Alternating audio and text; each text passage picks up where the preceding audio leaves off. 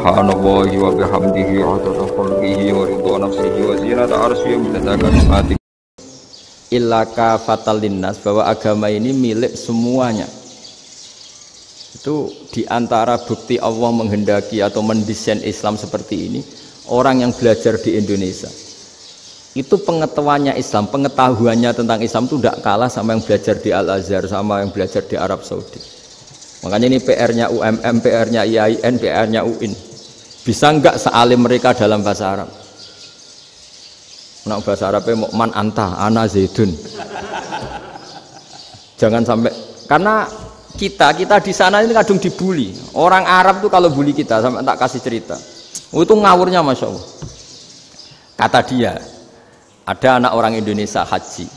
Si anaknya orang Indonesia yang dijotos sama anaknya orang Arab. Dijotos, dipukul. Singkat cerita terus si orang Indonesia nggak terima, anaknya yang orang Arab dipukul. Yang balas bapaknya. Orang Arab tanya, lima ada dorobta ibni, kenapa kamu mukul anak saya? Itu orang Indonesia bahasa, wah aku biasa. Jadi hanya bilang gitu.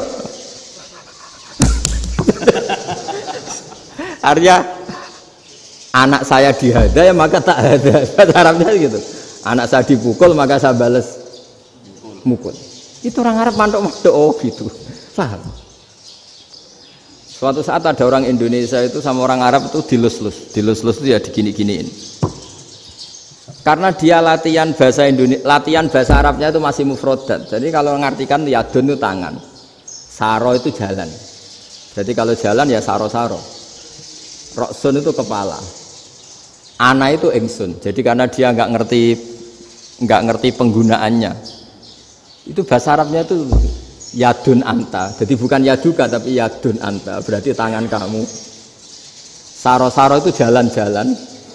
Ala roksi ana yang atas sirah ingsun. Jadi mestinya yang benar kan yaduka saro ala roksi atau gitu. Tapi enggak dipotong-potong. Yadun tangan kan, anta kamu. Berarti tangan kamu. Saro-saro jalan-jalan. Roksun itu sirah, anak ingsun. Jadi di atas kepala saya. Orang Arab tertawa-tawa. Tapi paham? Maksudnya seperti itu. Jadi kita ini dibully di Arab itu Masya Allah.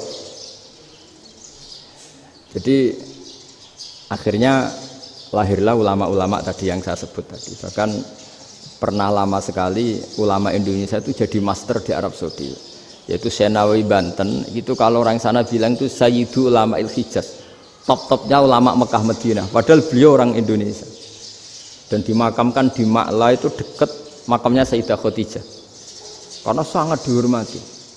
Nah, di antara sebab dihormati adalah ketika orang memahami syahid, maknanya pokoknya maktulal kafir. Syahid itu adalah orang yang kalau perang itu mati di medan perang. Itu Imam Nawawi merinci secara detail. Kalau dia perang supaya tujuannya mati syahid cepat ke surga, berarti dia nuruti hadzun nafsi, ingin cepat ke surga. Tapi dia lupa bahwa dia dengan terbunuh pasukan Islam berkurang kekuatannya.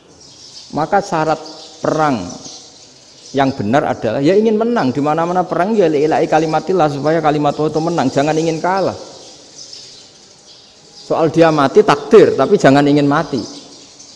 Wah, itu terus dikagumi. Ternyata memang, oh iya ya, kalau pasukan Islam 10, kafir 10, kita ingin syahid, berarti ya kalau orang ingin syahid kan terus mungkin perangnya ada hati-hati, main ngawur saja terus kalah mati.